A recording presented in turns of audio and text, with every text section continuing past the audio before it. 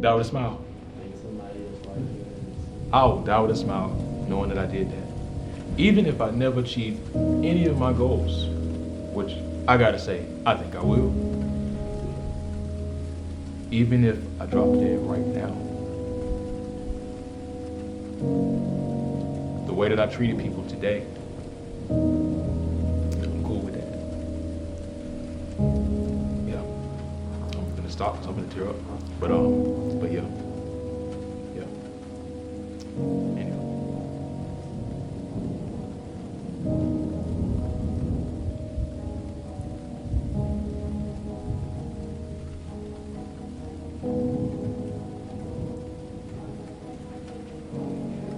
So, what are you most passionate about? Art. Art is my passion. As they say in Batman Begins, people need dramatic examples to shake them out of apathy. We need symbols. We need examples of the human experience because we all universally go through adversity and self-doubt and questioning our worth. We need reasons to continue and to carry on. And so, art, in my opinion, is one of the most beautiful ways we have as humans to express the human condition, the human experience, in a way that is beyond simple conversation. You can create a melody and reach millions of people. Don't even have to be in the language they speak, because these are universal feelings that we have. And so, art is my passion because of its profound ability to reach multiple people and honestly change the culture and change the world. So, would you say that art motivates you to do everything you do? Yeah, even when I'm not trying. Even when I'm not trying, man. I have ideas constantly, all the time. The little artist in me, every little thing I do, I can be eating gum, and I'll like take the gum pack and turn it into a shape. You know, I could be sitting at a restaurant about to eat dinner, and the waiter may be taking a while. I'll take a pen and draw on a napkin, tears and all. I'll create a picture. I could be having a conversation with my dentist and think of an idea for my story just based on the fact he told me about his life. I could be watching a movie or a TV show, and a plot thread will create an entire branch of one of my own. So I would say that art motivating what I do is an understatement, but it's also a very accurate one because it's in my bones. Yeah, it's in my bones. I love it. So at what age are you conscious of you loving art? And at what age did you know that you didn't want to live without art? Like, is this something you wanted to do every day? Were you unconscious of it, or? Was I conscious or unconscious of my desire to live as an artist? My answer would be both, because my mom would tell me when I was a child, when I was a baby, that every time a certain song would come on, it was a gospel song that I used to like, I would rock back and forth in front of the radio and sing it. Couldn't even speak properly, so I was saying the words wrong. But I think that speaks to the fact that, as I was saying earlier, the impact of art on the soul. That a child, me at the time, felt a connection to it before I could even speak. And that connection extended age 1, age 2, kindergarten. And by that point, I'm drawing and sketching and coming up with ideas, and then that idea only perpetuated at 10 years old when I started writing my own stories, and having those stories grow and develop as I grow and develop and mature and become more complex. And so I say, honestly, it's almost like watching grass grow. It was all very gradual, but it was so early that perhaps it was always here, even in the womb. Who knows? I was probably kicking the songs even then. Who knows? But I wholeheartedly believe that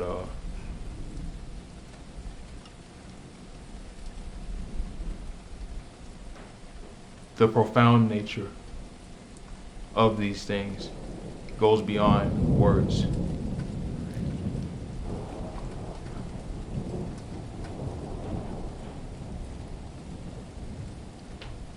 What connection do you think that art has with spirituality, or even like DNA? Like you being an artist through your DNA, and connecting how DNA connects back to God also. So, Yeah. What connection does that have? So two, what connection does art have to our DNA and spirituality? I would give a twofold answer in regards to that. The first being the DNA aspect of it. According to epigenetics, or what I know regarding it, the things that our parents experience, and by extension previous generations experience, deeply impact and sort of in a certain way predetermine certain acclamations that we may have. I mean, you hear all the time people talking about their baby saying, I don't know where she or he got that from. And so I believe that on a DNA level, I mean, we come from, as a people, you know, we got blues, rock and roll, slave hymns.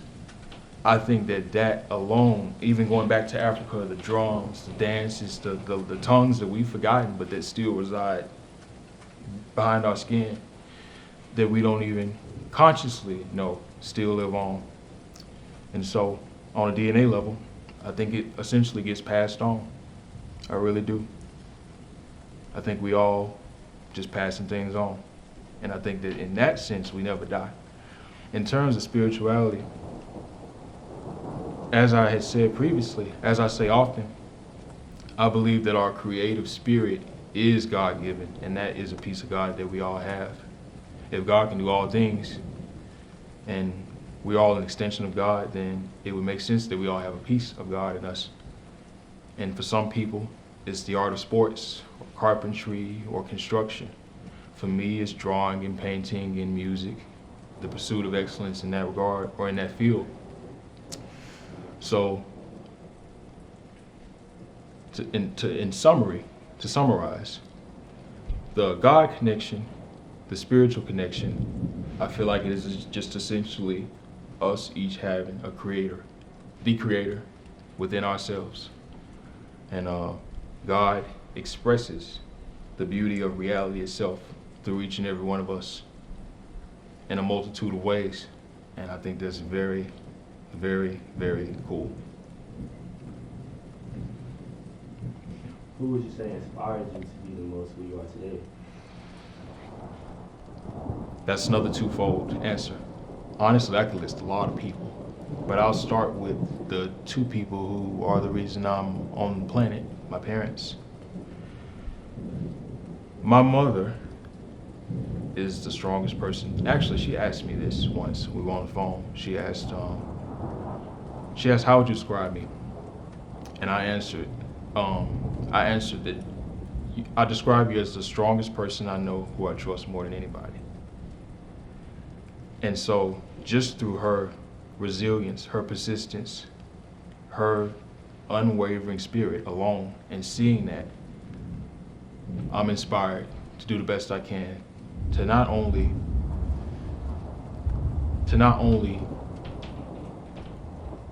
live that way myself and embody that myself,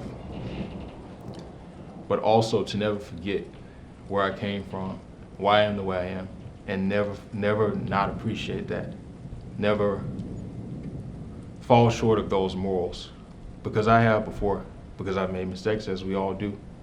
And needless to say, it's nothing like going the wrong way that shows. There's nothing like going the wrong way that lets you know what the right way is. And trust me, the righteous path is the right path. Now, in terms of the other individual, I would say my father, because he's a fellow artist like I am. He is adventurous like I am. He's a dreamer like I am. He's an artist like I am. I may have already said that, but But, and so in that regard, my father shaped my artistic pursuit. My mother shaped my heart, my morals, and my resilience through her example. Through both of their examples, I learned these two things, these aspects of myself. And I'm very grateful to them for imparting them on to me. Yeah. I would say the same thing about myself. What's a core belief you believe strongly? A core belief that I believe in strongly.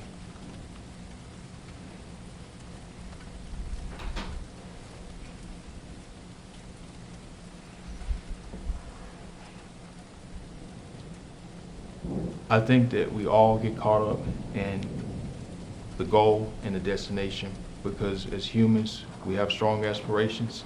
We want to make things, we want to rise to certain levels, we want to achieve certain statuses, whatever it is. We all have something we're striving towards. And there is beauty in that. But like Cat Williams said, the problem is always with extremes. And like a quote that I heard, Wu Ji be fine, which is, I believe, Chinese, which means too much of anything is a bad thing. With that being said, there's nothing wrong with the pursuit of excellence and goals in life. But I think that we should all take joy in the little detours in life. Because as a wonderful series that I saw in high school said, it's in those little detours that we find the things that are more important and profound than the thing we ever even wanted. It's the people that we meet along the way who help us, who lift us up, our family, our found family, our friends.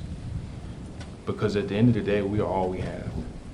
We're all in this together, trying to figure ourselves out. We all have hard times. We all have doubts and fears and worries. We all feel pain. We all lose people. And so I believe it's important to be here with each other. We are such social creatures that the worst thing you can do to somebody is put them in isolation.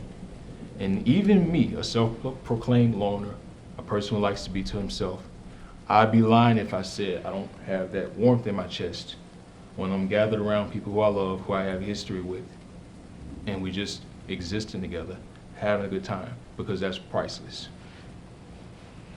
Yeah. I would say as well said, as humans we do think about the end goal most of the time, but it's the journey along the way. So I think that's good. Yeah. What would you say you're most proud of that you accomplished so far in life?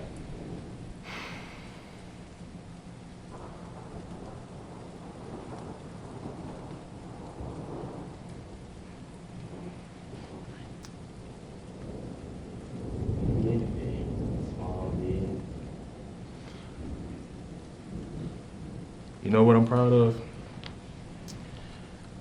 I'm proud of the fact that despite every hardship I faced and every challenge I faced and every time I felt doubt about myself, that I'm still at 25 years old, even having seen the darker sides of life and becoming jaded, being in the work world, paying bills, having lights turned off, having water turned off, being evicted, being late on car notes, even through all of the adversities of life and the lives of the people who I love, which is also hard to see.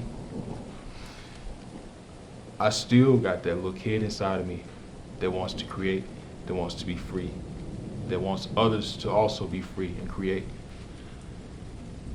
I'm proud of the fact that through all of adversity, through all my mistakes, even losing sight of who I was at times, I never completely dropped the ball and turned and gave up and forgot who I was. I'm proud that I still am who I am, and I'm proud that I recognize that I'm still growing.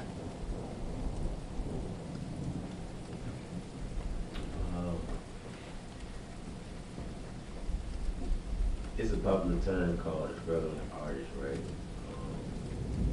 What's the connection between struggle, in your eyes, between struggle and creativity? Because it seems like, you know, whether in prison, where you kind of in prison creating things out of nothing, creating tattoo guns because you don't have things available, so you or just like in slavery where they created cotton gin to make the pick cotton. Everything we created came out of nothing, right? So do you think as an artist, God puts us in struggles and puts us in places without, so we're able to create the things that we want? Does God put us in struggles and have us in situations where we have to go without in order to inspire the creative spirit? I believe so. I believe so because I believe that art itself is a reaction to life in all its glory. The pain, love, the grief, the joy, the silliness, everything. And so without the experiences, you wouldn't even have the material which to make the art from. Every artist has a story behind the song they made. Most artists rather, the film idea they have. And so yes, I believe that the Creator, God, puts us in certain situations in order to shape us into the person that would even be able to tell the story via having the experience. So I believe that struggle and the human condition, the experiences that we have, the adversities we face, the love we feel, the joy we have are crucial. It's the heart of what we make. Yeah.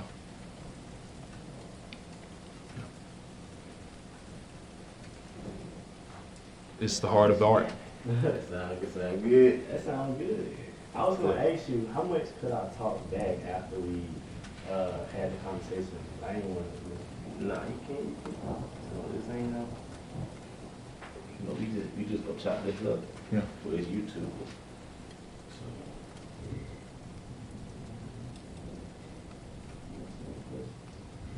I was gonna go off you, see where it turned.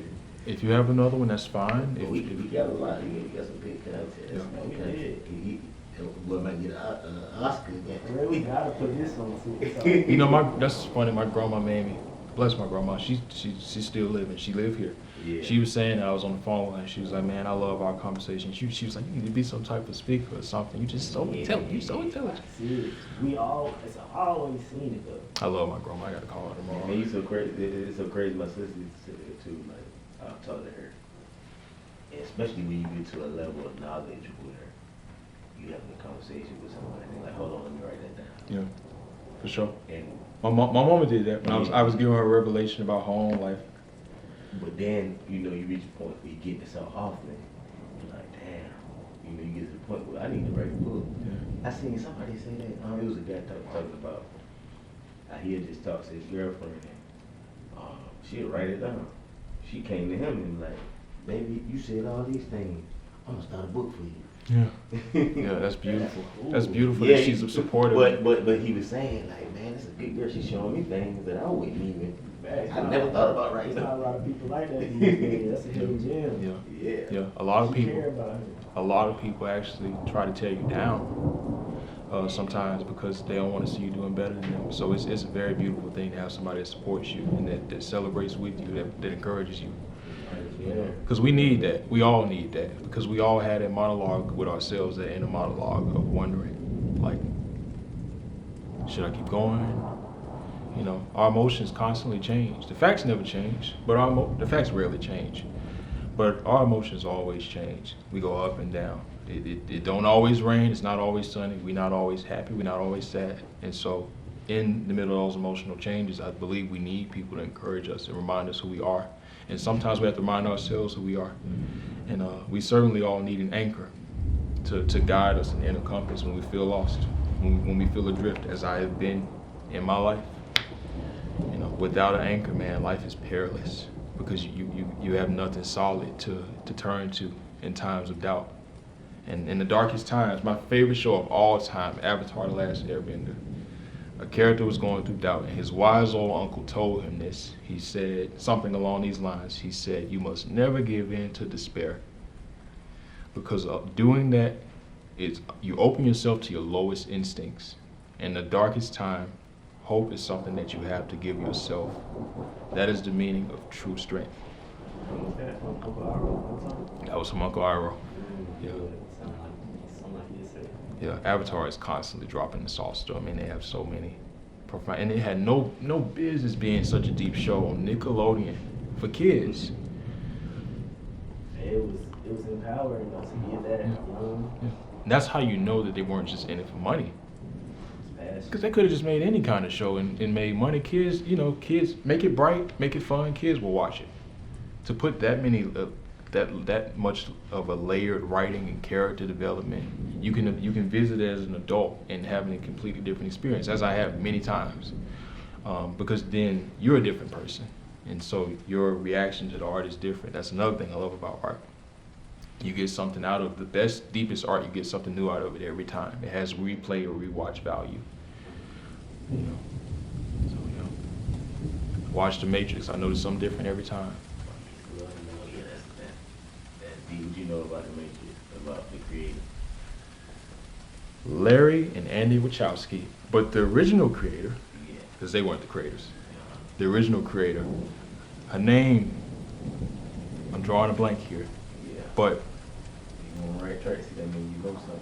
very intelligent black woman who wrote The Matrix, who was intelligent since she was a child. Apparently she was talking at like 2 years old or something like that, freaking her grandmother out. I was just watching an interview with her. Yeah, that's it. With that- Sophia Stewart. Sophia Stewart, the author of the original story that created The Matrix and Terminator. Two beautiful stories about the evolution of man, as she put it, the relationship between man and machine, evolution of consciousness, return to Christ. Beautiful work, man. Beautiful work, very creative mind. She probably just like us. Yeah, just, if she was here, she'd probably be chopping it up with us too for like 2 hours. While we're talking about the Matrix, though, how did the Matrix change your view of the world after you experienced it? It made me question. I'm already, like Stephen King said, as artists with our creative minds, our minds, he didn't say this, but our minds are the ultimate what-if machines. And what he did say about that is, he was talking to another author and he said, we make stuff up.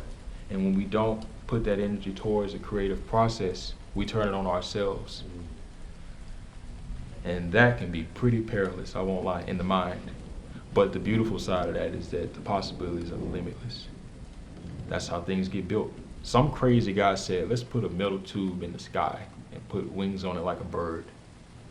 And they were looking at him like, man, how about we just stay in the car on the ground?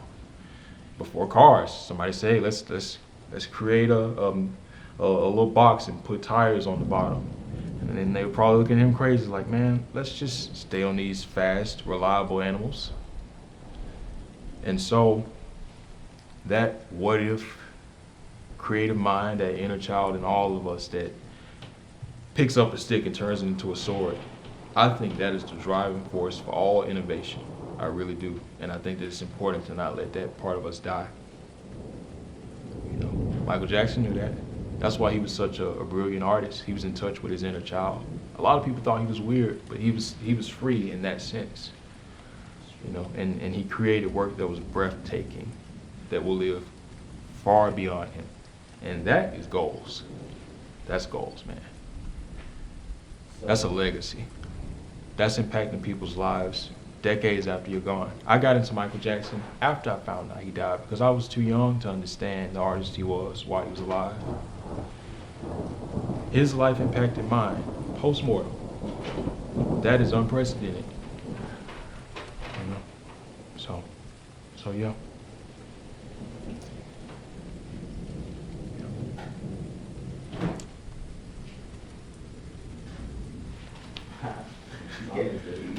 Like you got something else.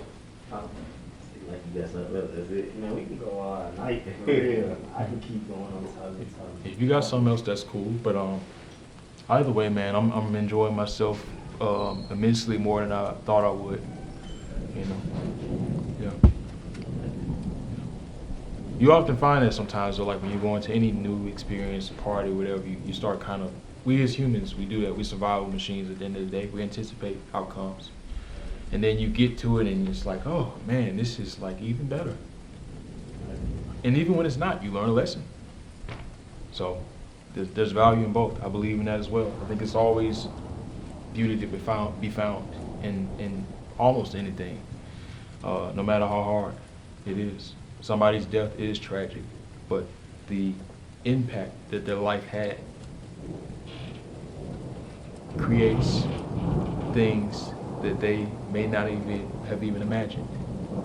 And I think that's beautiful. I really do. Martin Luther King, Bob Marley, name any great. They all got their names set in stone. Their destinies have been fulfilled. I mean, Jesus was here for 33 years. But look how Christianity has shaped society, the structure of the family. That's what I mean when I say that somebody's life can have profound effects, the things that they do and articulate and create on the entire world. That's why people love infants, by the way, because a child is infinite potential. That's one of the reasons. People also love babies because they're cute, but it's also, that's potential. That child can be anything. That child can change the world, literally. Literally, like, that's not an understatement. He or she can change the entire world. Any one of us can, honestly. Well, it's true. All of us make the change. Yeah, we actually all do. I agree.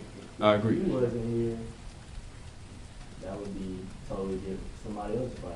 Think about somebody else's life that you impacted. Your girl, your friends, Yeah. and even somebody that you just met Yeah. randomly in a store. They didn't have even met you, so just take that all out.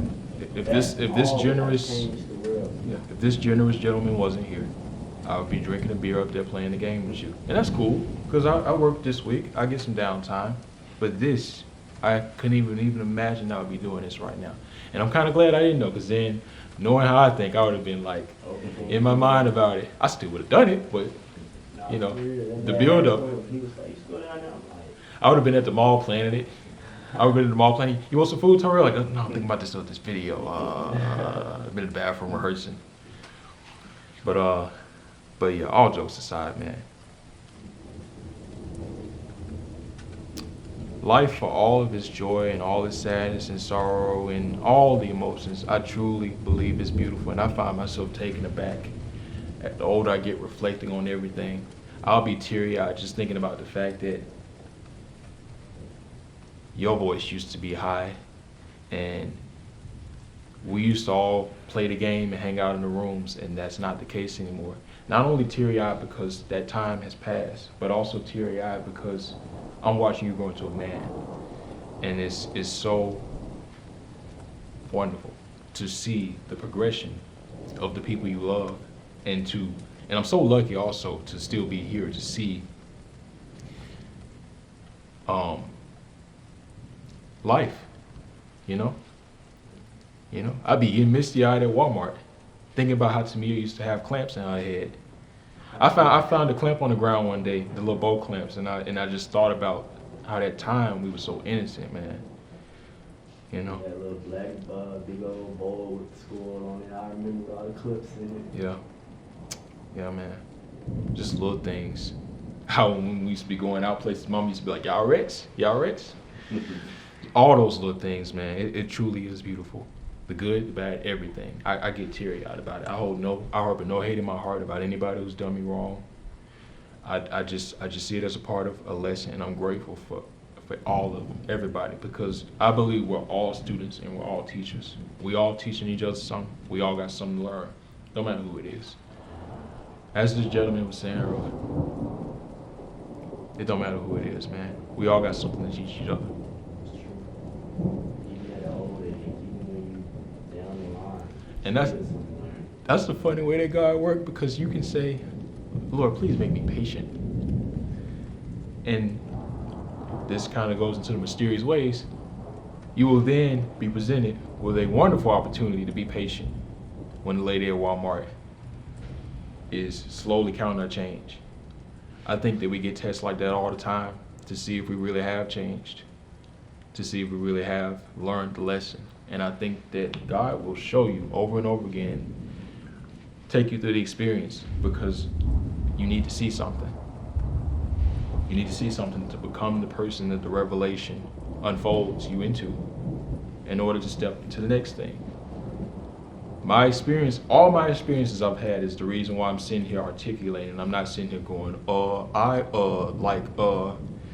And so for that, I'm grateful, because without those experiences, I would have no emotion, no life to even wax philosophical about in the first place. So for that alone, I'm grateful for everything. I really am. And I find that having that gratitude in my heart is just a better way to be in general. Yeah. Yeah. You know, it's so funny how you talked about, when you talked about DNA, you talked about, we're just sharing. It's so funny how, like, with you, let's say with this, I'm sharing time with you. Yeah. Because it took me 6 years to master this, right? I'm sharing 6 years with you. With this camera, how long did it take somebody to build this technology? They just shared 20 years with me. That's you true, know what I'm saying? man. So it's like right now, lights, everything. This right here could be 500 years shared with you, so you're able to do that.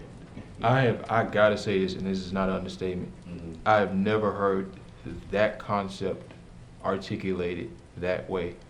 That's like now my favorite quotes, man. I'm gonna be giving you credit, but I'm gonna be saying that now. That's beautiful. That is so true. I never thought about that. I never thought about that and how valuable that is, because we can't get time back. And so for somebody to dedicate hours and years, frustration, cussing at the thing and throwing it and then coming back 2 hours later because they feel like they gotta do it, it's in their bones. That alone is wonderful. Somebody had to learn how to build a house in the first place, so we'd be in a hut or something, I don't know. So, man, that's wonderful. The evolution of humanity and the art that we make and the things that we do and how we pass that knowledge on is wonderful, because we all learn how to talk like this from somebody, and then they learn from somebody. That's wonderful, man. Yeah, that's wonderful. So we were talking about earlier, I'm about to write that down. Yeah. I know, man. That would be a quote. Yeah. But when everything is said and done, what do you want to be remembered by? What do you want your legacy to show? What do you want people to remember you by? Here I go again by yin yang. I got two answers for everything, two sides, at least two sides, for sure. That's why it was my first tattoo. But anyway, I digress. The legacy that I would like to impart upon the world is twofold. One is on a personal level. I use the term grounded and grand. On the grounded level, the heart, I would simply like, when I'm gone, when people think about me, rather than going, man, like that hurt my feelings, or he was really such and such, and he was rude, or he was, I don't know what was wrong with him, but that really hurt me. I'm not perfect, but I would like, when I'm gone, for people to, my girlfriend says this all the time, I like telling jokes, and she said, I'll be at work and I'll think about something said and I'll laugh. That's the impact I want to have on people. That's the impact I want to have on people. I want people to think of me and just feel something positive. I want to impact people in a positive way. I want the things that I do, large or small, to impact people in a positive way, because you never know what anybody's going through. You never do. People fight battles they never talk about. And I've, shit, first curse. I've had my own, and so I know. And honestly, I think that is why I had to go through that, to understand that everybody goes through these things. And so I just want to be nice to people, you know. That's in summary. I just want people to be positively impacted by the little things, the kindness. And on the grand scale, I would simply like my art to impact people and move people the same way that all the art that I love and have experienced my entire life has impacted me. Everything that I do is an expression of all of that. Everything has ever influenced me. Every conversation, every show that I loved, every movie, every song, I'm baking that into my creative process. When I'm long gone, all I want is for my time here to positively impact as many people as possible so that they can go do the same. That's it. I can leave the earth happy with that, really. Impact your lives in a great way. Yeah, for real. Die with a smile. Make somebody else. I will die with a smile knowing that I did that. Even if I never achieve any of my goals, which I gotta say, I think I will. Even if I drop dead right now. The way that I treated people today, I'm cool with that. Yeah. I'm gonna stop because I'm gonna tear up. But yeah. Yeah. Anyway. Ah.